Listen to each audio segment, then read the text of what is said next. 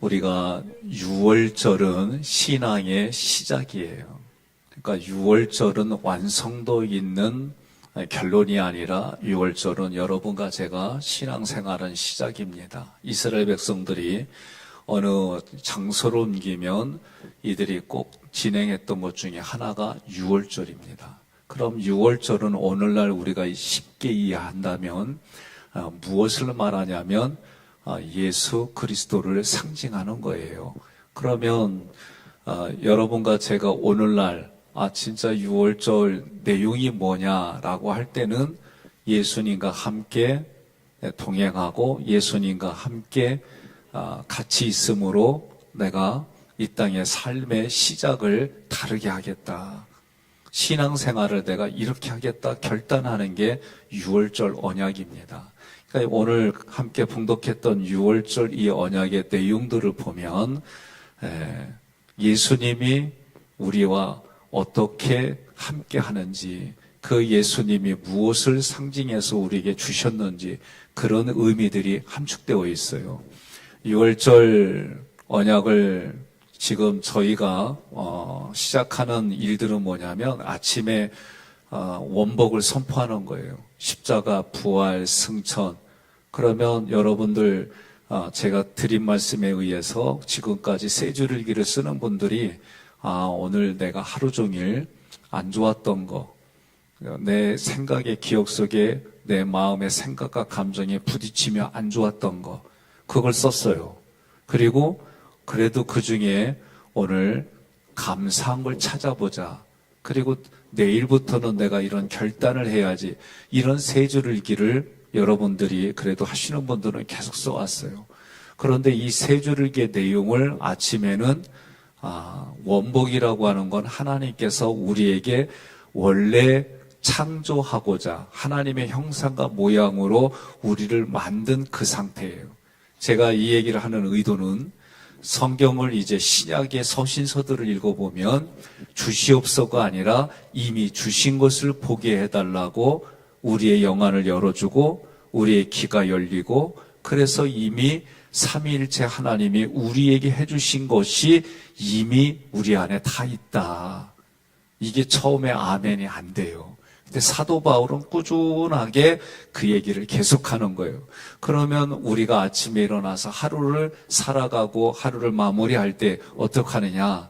하나님이 우리에게 이미 주신 것을 내가 선포하는 거예요. 그러면 최초의 에덴 동산에서 여러분과 제가 성경을 알고 있듯이 죄 때문에 아담과 하와가 쫓겨났어요. 그런데 쫓겨난 아담의 후손들이 하나님의 나라로 가는 방법이 뭐냐? 하나님이 그들을 사랑하사 이 세상을 사랑하사, 이런 표현 속에 그럼 그 사랑이 뭐냐?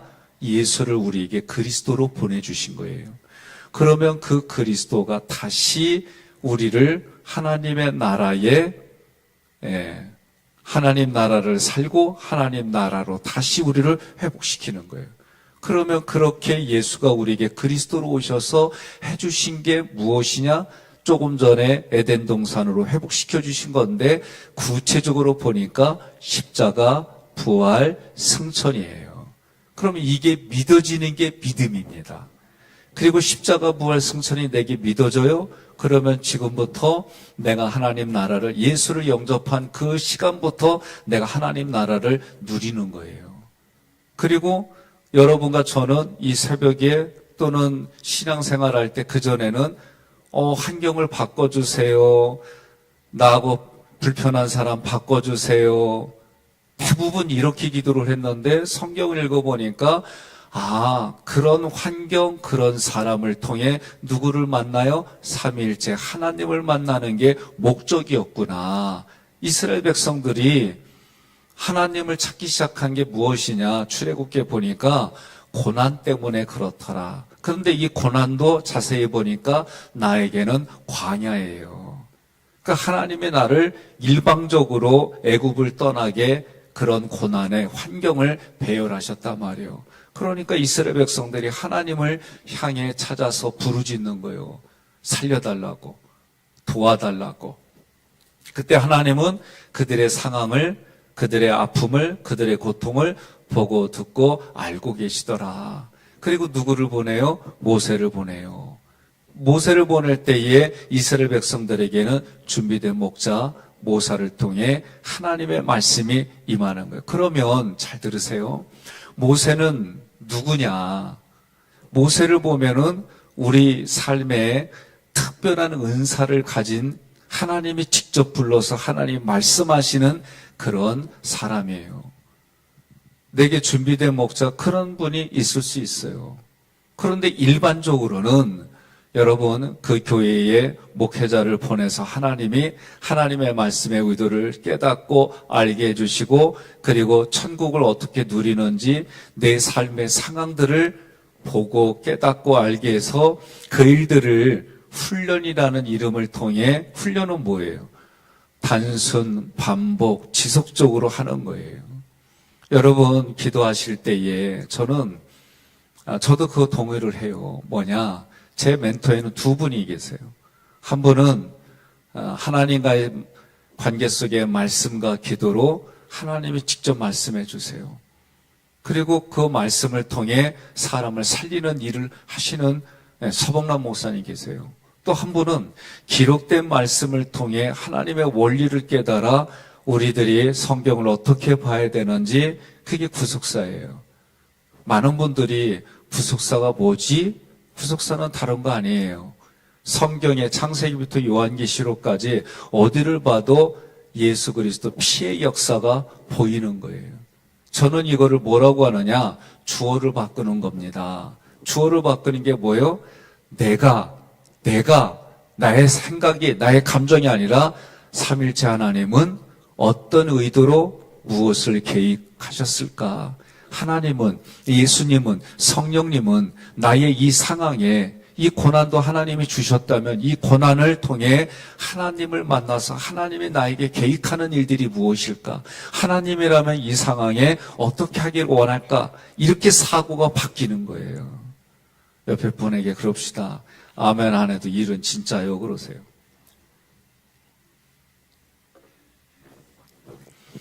그러면 출애굽기의 말씀을 보면 우리가 기도할 때에 하나님과의 관계 속에서 기도하고 깨닫고 또 하나님의 주시는 말씀을 기대하고 그래요.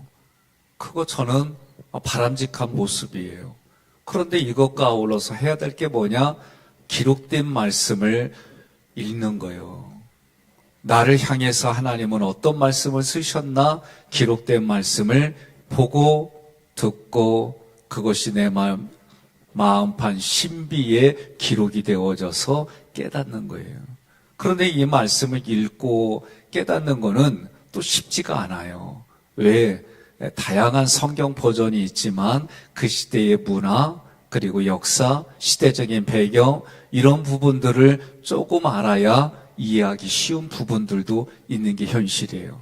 그리고 또 어느 구절은 신학적으로 난해 성경 구절이다 그래서 어느 신학자도 정확하게 이것이다라고 말하기 어려운 구절들도 있기 그래요. 그런데 말씀과 기도가 여러분 균형이 잡히면 그 말씀이 깨달아지는 게 기도를 통해 감동이 와요. 그리고 내가 말씀을 통해 방향이 정해지고 내가 걸어가는 삶에 하나님이 이렇게 움직이시고 행동하시는구나 이런 부분들이 깨달아지는 거예요. 여러분 기억하십시오. 우리가 어려운 상황, 어려운 환경, 어려운 사람을 만날 때에 대부분 그것을 바꿔주세요라고 기도하는데 그건 믿음이 시작일 때의 기도다. 그러나 믿음이 깊어지면 어떻게 돼요? 그것을 통해 삼위일체 하나님을 만나는 게 목적이 되어지고 그 하나님을 통해 어떻게 해요? 나를 대적하는 사람이 나의 우군이 되는 그런 길을 택하게 돼 있어요. 이게 신앙생활이다라는 게 깨달아지려면 여러분 내가 실제 삶의 그런 문제를 가지고 씨름할 때에 가능한 일이에요. 자, 그러면 오늘 말씀일 때 6월절이라고 할 때에 6월절은 어린 양을 잡아서 그것을 먹고 마시고 바로 떠날 준비를 하고 그런 모습이에요. 그러면 이 얘기는 뭐냐? 여러분과 제가 예수의 이름으로 구원받았어요. 신앙의 시작이에요. 그 신앙의 시작일 때에 내가 가져야 될 게 뭐냐? 내 마음속에 누룩을 버리는 거예요. 6월절은. 그럼 누룩을 버린다는 얘기는 다른 말로 말하면 죄 짓지 않겠습니다 라고 결단하는 거예요. 그러면 죄 짓지 않겠다라고 하는 게 뭘로 나타나요? 내 마음의 생각과 감정이 바뀌는 거예요. 그런데 생각과 감정을 어떻게 바꾸겠어요? 예?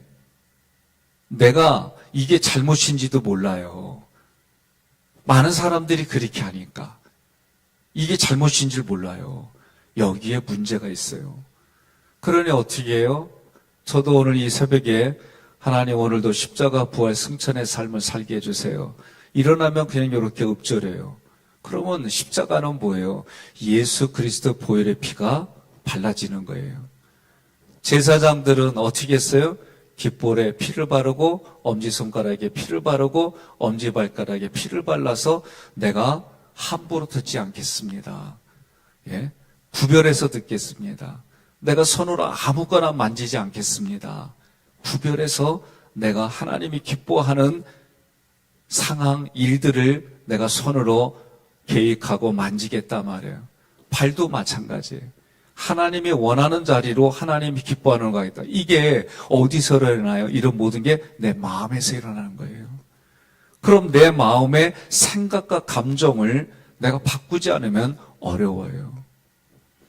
저는 오늘 우리 교회에서도 마찬가지예요. 교회를 개인화하고 자기 사유하고 세력하는 건 용납이 안 돼요. 왜? 우리 교회 공동체의 머리는 예수님이에요.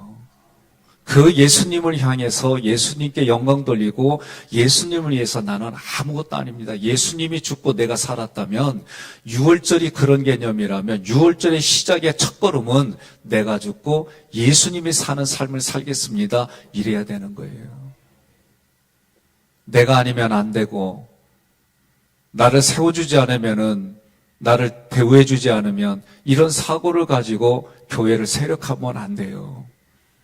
하나님이 우리가 시편의 말씀을 잠언의 전도서의 말씀을 보게 되면 사망의 음침한 골짜기를 다닐지라도 이때 이 골짜기 파여진 것은 뭐예요? 나의 아픔, 고통, 괴로움, 내면의 상처로 받아들였던 이 부분을 평평하게 하는 거고 이 골짜기에 사는 나를 높이려고 했던 교만들을 다 평평하게 작업하는 거예요. 그럼 이게 구체적으로 어디서 일어나요? 내 마음에서 일어나는 거예요. 그 무릇 지킬 만한 것이 있거든 너희 마음을 지켜라. 우리가 신앙생활하면서 불러불러 외치고 하나님께 구해서 하나님이 뜨거운 불 주는 거 있어요. 모세와 같이 특별하게 많지 않아요. 그런데 우리는 여기에다만 초점을 맞춰요. 그리고 신앙생활에 내 삶의 지금 생각과 감정, 내가 상처로 받아들이고 내가 이 땅을 살아가면서 이루 말할 수 없는 하나님 보시기에 말씀을 왜곡시키는 경험들이 다 내 마음 안에 자리 잡고 있는데 이거를 고치겠다는 생각은 거의 다 안 해요. 그리고 위로부터 받기만을 원하는데 이게 하나님이 그런 모든 걸 그렇게 해주면 얼마나 좋을까. 그런 사람들은 성경을 보더라도 극소수예요. 그러면 대부분은 뭐예요? 하나님이 선지자를 통하든 제사장을 통하든 하나님의 말씀을 해석해서 그들을 이끌어가는 그런 구조예요. 저는 이 두 가지가 다 필요한데 대부분의 성도들이 하나님 앞에 기도해요. 저는 그 자세 중요해요. 기도함과 동시에 말씀이 기준이 되고 그 깨달아지는 말씀이 내게 공급이 돼야 되는 거예요. 그러면 공급이 되려면 어떻게 해요? 내 마음의 생각과 감정을 내려놓는 게 자기 부인이 되는 거예요. 그러니까 6월절은 누룩을 버립니다라는 얘기는 내가 죄인 줄도 몰랐는데 말씀을 통해 이게 죄였구나. 이 불편한 말을 듣고 이 불편한 말씀이 여러분 때로는 우리가 저도 그래요. 성경을 읽으면서 때로는 부대껴요. 불편한 게 있어요. 그러면 어떻게 해요? 회개하면 되는 거예요. 회개하면. 그런데 많은 분들이 회개하는 게 아니라 나 기분 나빠. 그리고 안면을 얼굴이 붉어지고 관계를 깨트리는 일들을 택해요. 이게 오늘 우리 신앙생활을 하는 사람들의 대부분의 모습입니다. 그러니 어떻게 해야 돼요? 말씀이 나에게 부대낄 때는 회개하는 거예요. 그게 누룩을 버리는 거예요. 여러분 15장부터 18장까지 수르강에서 첫 번째가 뭡니까? 예? 그들이 마실 물이 부족할 때에 물을 찾았어요. 야, 저 물은 우리가 마셔도 돼. 어떤 기대치가 있습니다. 그 기대치를 가지고 막상 물을 먹으니까 너무 써서 먹기가 어려운 거예요. 우리가 15장부터 18장까지 첫 번째 수르강에서 할 게 뭐냐라고 할 때 내 기대치를 내려놓는 거예요. 훈련의 첫 시작이 뭐냐? 나의 기대치를 내려놓는 거예요. 내가 어느 단체에 누구를 만나고 어떤 일들을 할 때 다 기대가 있어요. 저도 마찬가지예요. 임원을 뽑고 교회를 구성해 나갈 때에 그 사람에게 기대하는 게 있어요. 그런데 이 기대가 되지 않으면 일단 실망스러워요. 여러분이 이 땅을 살아가면서 내가 어떤 것에 기대를 가졌을 때 마음에 기대가 안 이루어지면 실망해요, 대부분. 실망으로만 끝나느냐? 옳고 그름이 없어요, 거기에는. 내가 기대한 게 이루어지지 않으면 실망하고 실망한 게 되어지지 않으니까 어떻게 해요? 원망과 불평이 그냥 나오는 거예요. 그 원망과 불평이 이스라엘 백성들의 모습이었어요. 그때마다 모세는 뭐예요? 하나님 앞에 기도하는 거예요.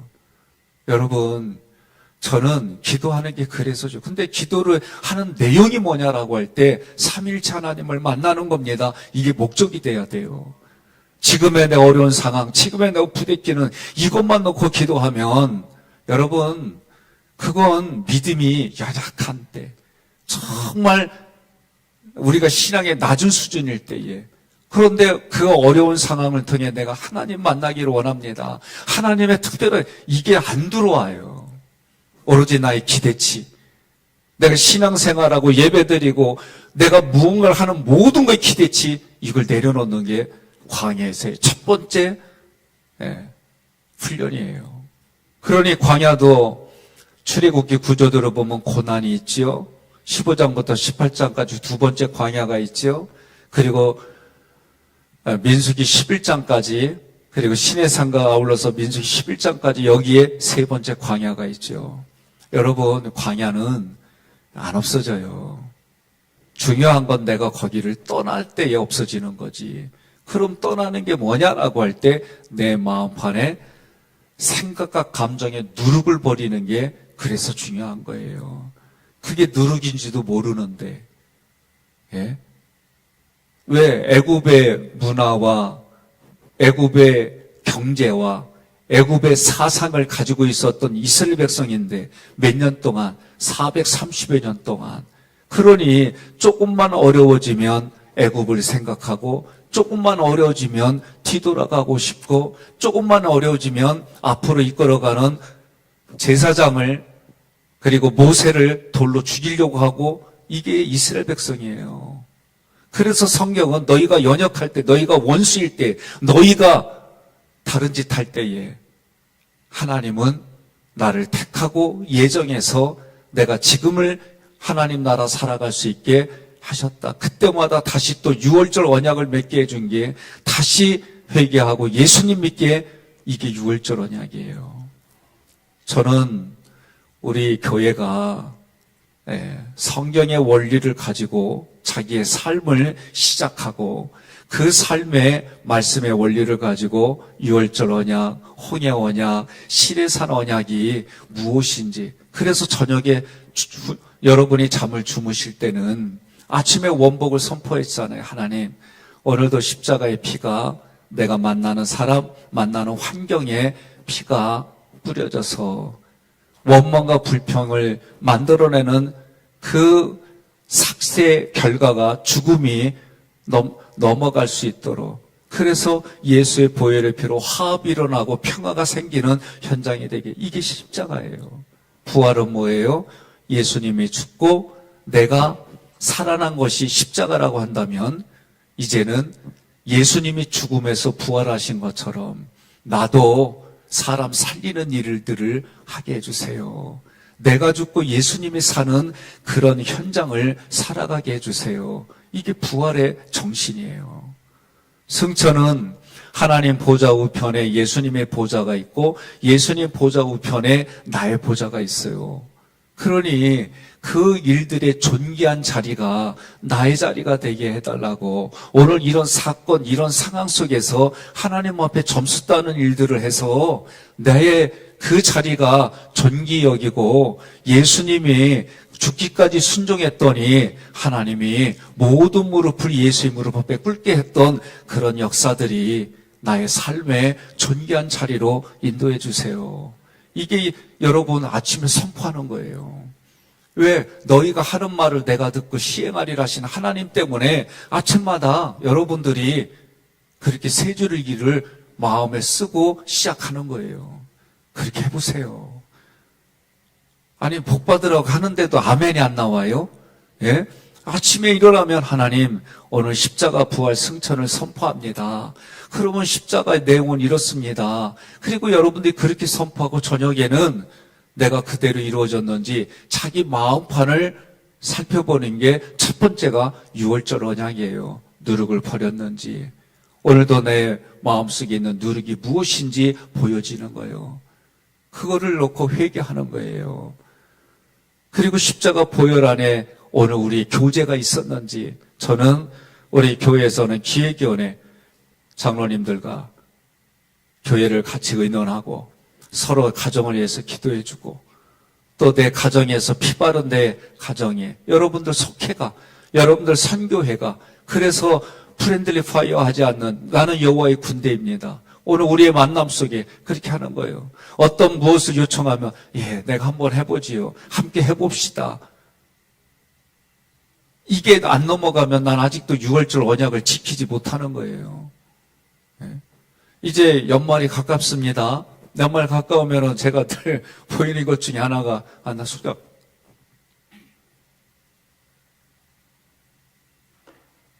속장 못해. 속장시키면 교회 떠날 거야. 뭐 별의별 얘기들이 나와요. 그분은 아직 유월절 언약을 살지 못하는 거예요. 아무리 그분이 뭐 목회자가 됐던 장로가 됐던 어떤 직분을 교회에서 받았던 또는 그 사람이 선한 일을 하고 뭐를 하든 이거 하면은요. 그런데 내가 입술로 삶으로 그런다 그러면 유월절 언약을 못 지키는 거예요. 간단해요. 그럼 자기 자신이 그런 비교할 수 있는 성경의 원리들이 깨달아지고 거기에 도전해서 그럼 내가 올해는 이렇게 한번 헌신해야지. 그러면 유월절 언약을 내가 지키고 살아가는 거예요. 제가 얘기했잖아요. 매일의 십계명에 내 율법을 완성시키는 게 사랑인데 그러면 율법을 완성시키는 사랑을 어떻게 할까? 삼일체 하나님 앞에 그리고 자기 가정 앞에, 자기 자신 앞에, 이웃 앞에 네 가지 영역으로 나눠서 한번 해보십시오. 내가 했습니다. 하는 중입니다. 그러면 율법을 사랑으로 완성시킨 겁니다. 성경이 그렇게 말하는 거예요. 그러니까 오늘부터 여러분들이 십자가 부활 승천을 선포하세요. 그리고 유월절 언약에 내가 누룩을 버리고 회개하고 피 바르고 그 공동체 안에서 서로 살려내려고 교제하고 그렇죠? 아니에요? 그리고 나서 말씀에 공급을 받고 말씀에 계속 공급을 받아야 내 마음이 여러분 승리합니다. 말씀에 공급을 받지 않으면 어려워져요. 왜? 그때부터는 자기가 주어가 되는 거예요. 구속사가 뭐라 그랬어요? 주어를 바꾸는 거예요. 삼일체 하나님으로 바꾸는 거예요. 이게 쉽지 않아요. 저도 이 싸움이 있어요. 어떤 걸 하든 옳고 그름이 바로 그냥 생겨요. 그렇게 살아왔기 때문에. 그런데 그것을 부대끼고 큰 그림 그리고 순간순간마다 옳고 그름을 하면 일직선으로 갈 것 같죠? 그렇지 않습니다. 삐뚤삐뚤 원하는 방향이 아닌 다른 곳으로 가게 돼 있어요. 그래서 큰 그림의 목적이 뭐냐? 삼일체 하나님을 만나는 겁니다. 이 하나님을 만나는 걸 목적으로 둘 때 순간 옳고 그름도 뛰어넘어갈 수 있는 거예요. 그리고 나서 프렌들리 파이어 하지 않겠습니다. 내가 아군을 폭격하지 않겠습니다. 이 결단이 6월절 언약의 결단이고, 오늘 여러분들이 3일째 하나님을 선포하고, 그리고 저녁에는 내가 6월절 언약을 지키며 살았는지, 오늘 여러분들이 요거 내용들을 잘 요약해서 하루를 살아가십시오. 그리고 그렇게 살아온 자기 자신을 하나님께로 드리는 왕같은 제사장의 삶이 여러분과 저의 삶이 되기를 주님의 이름으로 권면하며 축복합니다.